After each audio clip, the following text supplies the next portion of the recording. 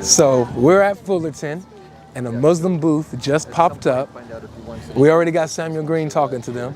So now let's go see what the conversation is like. So the Old Testament prophets made it clear that humanity is failed in its mission. Yes. Right. So this is what the prophets from Moses up to before Jesus are saying, that humanity has failed in its mission, and that God is going to do what we have failed to do. And so when Jesus comes, all of the Gospels begin with the quotes from the Old Testament, quotes from the earlier prophets, that Jesus is God coming to us. So we see him as, well, what the prophets proclaim about him is that he is the perfect man. He is the perfect man. So I can actually look at him directly, because he is God perfecting our humanity. So that's just what it says. It's how every gospel begins with quotes from Isaiah 40 about Jesus being the perfect man. So the fact that he's God and man, you can't just say he's God, therefore it doesn't apply, because that's only half the story. Right. You've got to have the whole, you know what I mean? You've got to have the whole thing. Yes. The whole thing is that he's the perfect one. I guess my concern is that I've read things about Muhammad which I think are not such a perfect example. Okay. And so, you know, I could give you an example of why that wouldn't be the case. So you could say that maybe somebody, I am the most merciful, right? But I've never been in a position of authority, never had any choice but to be merciful to others. Because you kowtow to those who have authority over you. Muhammad's been in authority. And so it's a difference when looking at somebody in authority and how they establish justice and mercy to somebody who's not in authority. It's a hard comparison to make. So comparing you to who? Jesus Christ, for example, because I mean, you're coming from that frame of reference. Okay, I wasn't thinking of that. I'd say that Jesus is a man of authority. When you read the Gospels, but he wasn't in authority. He had divine authority. We agree on that because we believe he's a prophet. But he wasn't in a position of social authority. Otherwise, he wouldn't have been persecuted in that way. Yes. And so somebody in a position of power has to make certain decisions that somebody who's not in a position of power doesn't have to make. And so we can look at somebody and say, oh, well, this isn't right, but you have to put it inside, like you said, the context. Right. Yeah, so certainly Muhammad does the actions of state. He's getting people. I've read him torturing people, assassinating women. Never tortured anybody. Never assassinated any women. I've never heard that. I've read that. I'll send you the quotes from Bukhari. Like, okay. That's just there. Okay, that he assassinated a woman. Yes. He had women killed for what's her name? Like, you know something about when you said that. Solima, I think it is, but I forgot the lady's name. It's in Ibn Ashaq though. It's in Ibn Ashaq. She was making fun of him. Making satire of poetry. She's doing poetry. Yeah, poetry. So as long as you're alive, you can still repent. So I know of a woman that claimed to be a prophet. We would say a false prophet. Are you speaking about her? No. She didn't claim prophecy, but in her poetry, she, I guess, offended Muhammad, and so he had her killed. Okay, because I can think of countless examples where he was offended and nothing occurred. So I would like to see that and maybe see if it's in a context as well. To go back to the fair. So yeah, if you could let me know where it's found. That's a name that's especially if you say it's in Bukhari.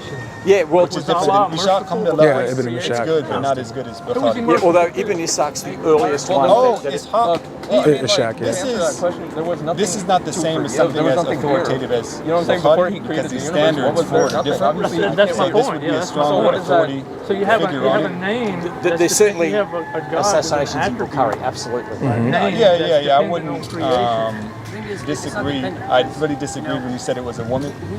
Yeah, that was the hard one to say. That's an Ibn Ishaq. But Ibn Ishaq is the standard from which all the other Sirat come from.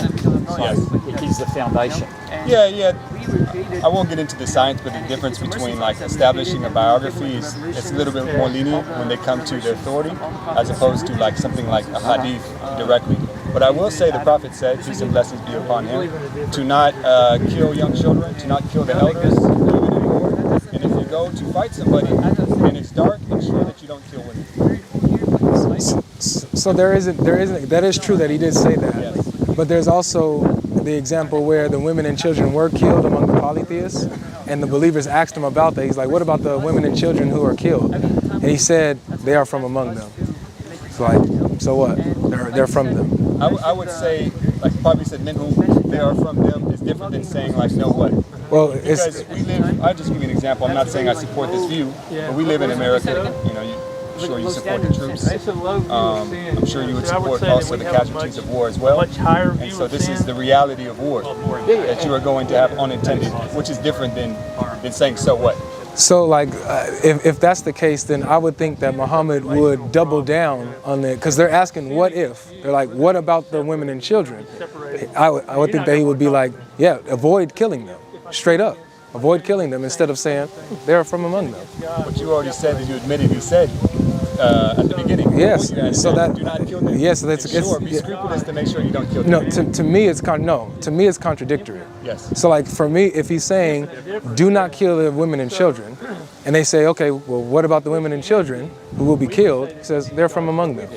But I think that can also, So we need his right. we need to come at the right point, because they're also the We don't booty. need just to be Yes. forgiven. The women are the booty, so why would you kill them? Well, it's also in the Old Testament as well. I Right. know, Yes, I yes, know, yes. but all I'm saying What is, Jesus Christ provides for us. if he says no, don't kill the women and children, sure, they're the booty. I mean, you're not going to go in and And kill it, yeah, women, the you're gonna take reward. I would like to think that most people, even if they didn't believe that Muhammad was a prophet, would not claim that he wanted children and women to be murdered. I don't think you're making that claim, but it's almost an insinuation. But I don't think you would say that, No, and because I agree. surely Muhammad, even if he's not a prophet, did not wish that. I think we could agree on that. I don't know. I would have to do a little bit more research. I'm not going to make the claim that he wanted Right. to kill children and women and Yes, kill. yes. I'm just saying, But just you off would of that. entertain that he might not care about Yes. women and children. Okay. I mean, there are Yes. signs to All right. indicate like small things, right? I think most people would there's agree, like some most certain people indications, that like, if are in the person was, like, academia well-liked and or whatnot, something, that that might be, at the like, very least that's he like a minor was thing, but if righteous somebody and just passes away, person. Maybe not a however prophet, remembered, that that's might for be, the like, one of Muslims, but I've never heard that. But you're right. We don't What would you consider righteous and just? Yeah, somebody who's kind to the children, kind to every single Kind to the segment children? in the society. So would you, okay, have you heard of his interaction with the orphan girl that he cursed? The orphan girl. I know I haven't. Okay, so there was an orphan girl. I can pull up the hadith for it. I think it's in Bukhari. I could pull it up. But there was an orphan girl who he ran into, and he cursed her, saying, "I hope that you don't live long." And she went, cried to her mother, and they came back to the prophet, and he's like, what happened? You cursed me. You wish that I don't live longer. And he's like, oh, you know, I'm human. I get angry. You know, I lose my temper like everyone else. So what's the context? So the context is, are you talking about the He was hadith? walking by and he said, you know what, I'm having a bad day. I hope you don't live long. Like, what's the context? So let's pull it up. Let's pull it up. Let's pull it up real quick. I gotta find it. Now, see, the only reason why I'm bringing this up is because of the comment of him being righteous and just towards like children and stuff like that. So that just popped in my head. Okay, so let's see You here. know, in the Quran revealed by Prophet Muhammad, rather you think it's from Allah, which we claim, or you just think it's coming from Muhammad, he forbade the murdering of the female girls because that was a custom of the Arabs. So the girls, the parents used to sometimes bury alive the little girls Yeah. and leave them like that, and that was something that was forbidden in the time of the Prophet Muhammad. Yeah. Yeah, I don't think that Muhammad didn't do anything good. Right. I don't think he didn't do anything good. Right. But perhaps his harm outweighed his good? For sure. Otherwise, In my you'd say he'd be opinion. just. Okay. Yeah, in my opinion, yes. And from my position right now, Yes. I could be wrong, I could be educated, but from right now what I've seen, yes. Yes. Is this it? Oh, here it is. Yes, here it is. Okay, which is Sahih Muslim 6297. Okay. Just so you know, there's like 50,000 hadith. There's so Yeah, I don't much. know, like, There's I don't so know, much, I'm bro. sorry. No, it's good, bro. All right, here it is. I found it. Okay, so on Sunnah.com, it's 2603. It has a different numbering. But it says, Anas bin Malik reported that there was an orphan girl with Salim, who was the mother of Anas. Allah's messenger saw that orphan girl and said, so it doesn't tell us what he was doing before, I guess. But he saw the orphan girl and said, oh, it is you. You have grown young. May you not advance in years. That slave girl returned to Salim weeping. Salim said, "O daughter, what is the matter with you?" She said, "Allah's apostle has invoked curse upon me that I should not grow in age, and thus I would never grow in age," or she said, "in my length of life." Salim went out, wrapping her headdress hurriedly until she met Allah's messenger. He said to her, Salim, what is the matter with you? She said, Allah's apostle, you invoked curse upon my orphan girl. He said, Salim, what is that? She said, she states you have cursed her, saying that she might not grow in age or grow in life. Allah's messenger smiled and then said, Salim, don't you know that I have made this term with my Lord?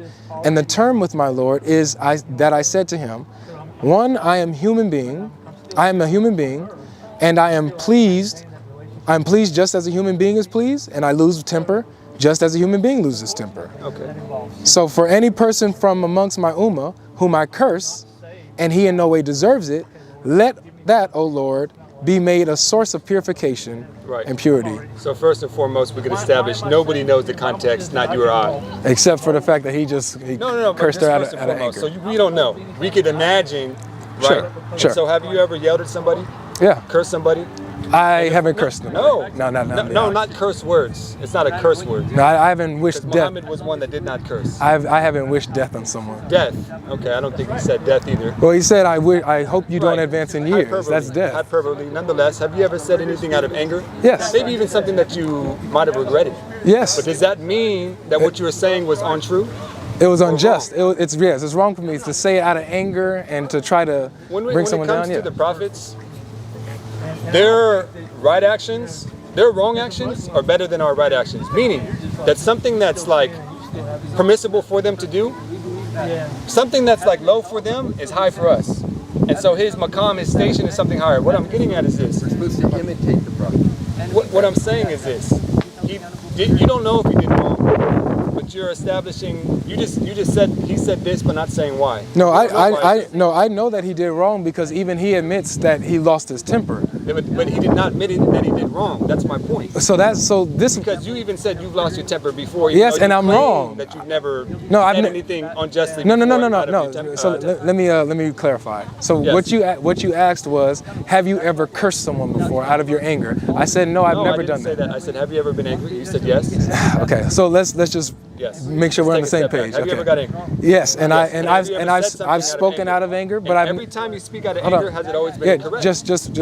So I have spoken out of anger and have been wrong before. Yes. So that's what I'm saying. So here he says that he cursed the girl out of anger. Yes. And he's saying he didn't apologize for it, but what he said is if she didn't deserve it, if people don't deserve it, let the Lord bless them. So he's not apologizing for cursing out of anger, but he's like, okay, well, if you don't deserve it, let God bless you instead. And the point I was trying to make, I'll make 2 points. One is you've said something out of anger. Mm-hmm. Does that mean that it was by itself wrong?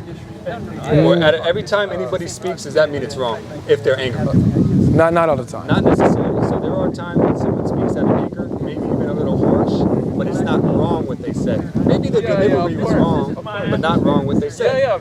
So when it comes to someone like a prophet, their delivery's got to be right as well. So he's admitting fault because his delivery was incorrect. So, okay. But that doesn't mean that he's like an oppressor or that he's sinful for doing something like that, merely that he could have done something better. So imagine this. I like the flow of your conversation. Imagine a prophet, someone who is divinely inspired by God, invoking a curse upon your life, hoping that you curse your age so that you do not live longer. Okay. Does God curse people in the Bible? Are you Christian? I am Christian. Okay. So wait, just no, pause. Wait, follow my line of thinking. So we're talking about a human being, right? Yes. Just imagine the situation. Yes. You're the follower of the prophet, okay? Yes. He invokes a curse on you. Yes. You believe it like he's divinely inspired. So if he curses me, I'm cursed. If he blesses me, the blessing's from God. If he curses me, the curse is from God, right? So the thought is that because the prophet placed a curse upon me, God, he's a person in authority with God. So that's the fear and the weeping, She fears that her life is going to end shortly because he cursed her life. So the higher authority would be God. Does God himself curse people in the Bible? He condemns people to death if that's what you mean. Okay, so if it's good for the goose, it's good for the gander. So he can do that? Muhammad can do that? Any prophets are nothing more than the representatives of God. So where does God tell him to curse the orphan girl? You can't say that every single moment Jesus or any other Jesus, prophet, everything Jesus spoke was God's word. The preservation of the Quran versus the preservation of the Bible. So Jesus taught not to curse the others, but to love them. Yes, sir. and at every single exchange, at every single moment, they're getting direct revelation. I believe when they're given the word of God, yes. But not in this context that we're speaking. Not every time, not everything they speak. Right, and so But just was different. He was Right, yeah. like any other prophet. Like any other prophet. He was different. I would agree that he was different. He was very special. He didn't have a father. so He was pure. going back to this, the subject of Muhammad's righteousness or just. I'm just saying, I was just showing this as an example where he was unrighteous and unjust in cursing an orphan girl's life. I would still say you haven't established that he was unrighteous, How so? unjust. So was he right in cursing the orphan girl's life? He was right. In order to establish that, we would have to say the context. The We would have to context. say the age. Was this somebody that was mukallaf, considered an adult?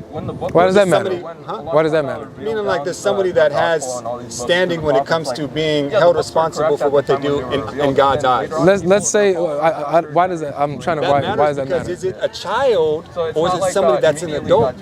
Let's say. That's two different things. Let's say it's because a. if you lose your temper with a child, it's different than if you lose it with an adult. All right, no problem. Let's say it's a teenager.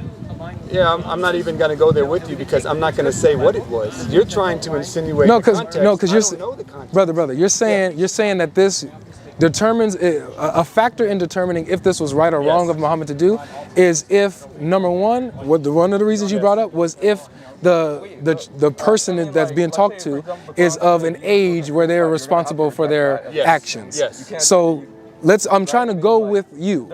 So let's say that this A person. variable of many variables which are unknown in this context. Okay, so I'm trying to figure out what matters. Like why does that matter? Complete context, because what preceded the action?